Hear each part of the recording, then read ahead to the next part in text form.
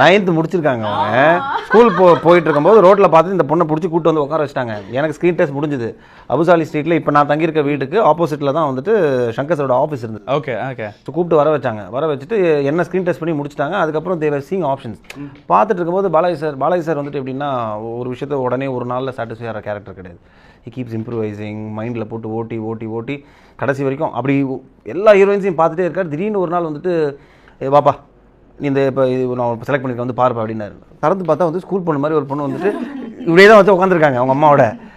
Sir என்ன sir புரியல அப்படின்னா, நான் படத்தோட ஹீரோயின் அப்படின்னாங்க. சார் ரொம்ப சின்ன பொண்ணாக இருக்கும். அதுதான் எனக்கு கதை தெரியாது. கதை ஃபுல்லாக தெரிஞ்சால் நம்ம அட்லீஸ்ட் சொல்லலாம்.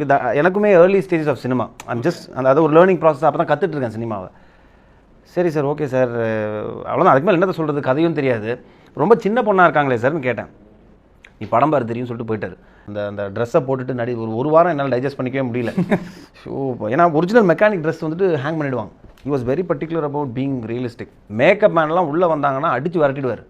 ஓகே, இவங்க மூஞ்சில் ஏதாவது பவுடர் பட்டுச்சு அவ்வளோதான் முடிஞ்சுது. லிப்ஸ்டிக்லாம் பார்த்தாருன்னா அவ்வளோதான். ஸோ எனக்கு வந்து மேக்கப் கிடையாது. எக்ஸ்ட்ரா இந்த கருப்பு பூசுவாங்க, கருப்பு பூசி கிரீஸ் போடுவாங்க, ஒரிஜினல் கிரீஸ்.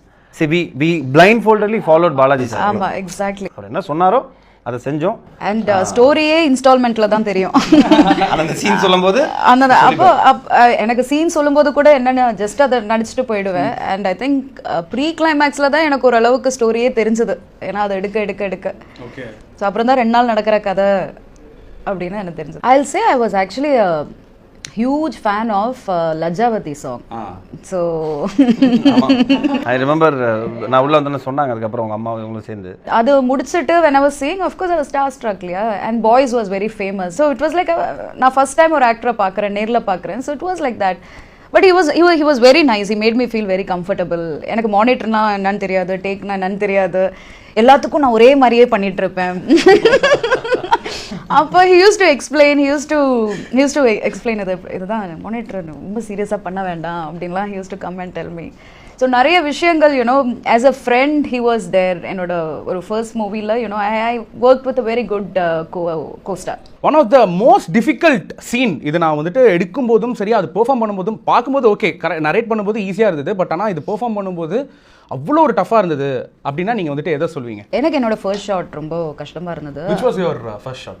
அந்த ஹார்ன் அடிச்சிருந்தா ஒதுங்கி இருப்போம்ல, that was my first shot. அது எனக்கு ஏன் அவ்வளோ டஃபாக இருந்ததுன்னா, எடுத்த உடனே ஒரு பயங்கரமான மதுரை ஸ்லாங்கில் பயங்கரமான ஒரு டயலாக் அண்ட் அது கவுண்டர் ஆர்கியூமெண்ட் போயிட்டே இருக்கும் 2 பேருக்குள்ள. ஸோ அதனால it was very tough for me. அந்த ஒரு சீன் எனக்கு ரொம்ப கஷ்டமாக இருந்தது. ஓகே, நீங்கள்? இல்லை, எனக்கு அந்த படமே ரொம்ப ஓவரால் அந்த டைனமிக்ஸ் ஆஃப் த ஃபிலிமே பார்த்தீங்கன்னா ரொம்ப டஃப்பான ஒரு விஷயமா தான் இருந்தது. ஒரு நாளும் எக்ஸ்பெரிமெண்ட்டாக தான் இருந்தது. ஏன்னா ஒரு சிட்டிலேயே பிறந்து சிட்டிலேயே வளர்ந்த பையன், அந்த மதுரையோட மண் வாசனை என்னன்னே தெரியாது. The only thing good thing about me being in that film, நான் சூளைமேடில் வளர்ந்ததுனால எனக்கு மெக்கானிக் ஃப்ரெண்ட்ஸ் நிறைய இருந்தாங்க.